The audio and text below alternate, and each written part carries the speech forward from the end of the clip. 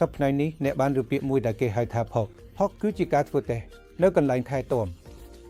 រូបមន្តធម្មតាជាងគេនៃផកដែលអាចរកបានគឺជាការធ្វើតេស្តកម្រិតស្ករឈាមដែលអាចធ្វើបាននៅផ្ទះរបស់អ្នកនៅក្នុងការព្យាបាលក្រៅនិងនៅក្នុងមន្ទីរពេទ្យ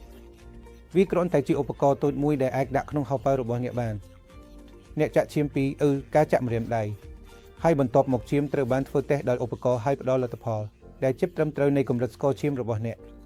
ផកក៏អាចប្រើបានក្នុងលក្ខខណ្ឌផ្សេងទៀតផងដែរសប្តាហ៍នេះយើងធ្វើអ្វីមួយដែលគេហៅថាអេប៊ីគ្រូឈាមសរសៃឈាមដែលក៏ជាស្ថានភាពផកតែអាចធ្វើបានផងដែរផកគឺងាយស្រួលប្រើណាស់មានសុវត្ថិភាពខ្ពស់និងអាចទុកចិត្តបាន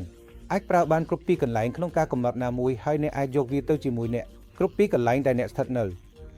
យ៉ាងណែវាត្រូវបានស្តង់ដារអ្នកត្រូវប្រើក្រុមហ៊ុនដែលមានស្តង់ដារអ្នកត្រូវតាមដានជាមួយគ្រូពេទ្យជាប្រចាំដើម្បីធានាថាឧបករណ៍ដំណើរការត្រឹមត្រូវពីព្រោះថាការប្រើប្រាស់ជាបន្តបន្ទាប់អាចធ្វើឲ្យឧបករណ៍ផ្ដល់លទ្ធផលខុសដូច្នេះនៅពេលមានការសង្ស័យឧបករណ៍ផកត្រូវបានពិនិត្យឆ្លងកាត់ជាមួយតម្លៃមន្ទីរពិសោធន៍ដែលបានយកពីមន្ទីរពិសោធន៍ស្តង់ដារ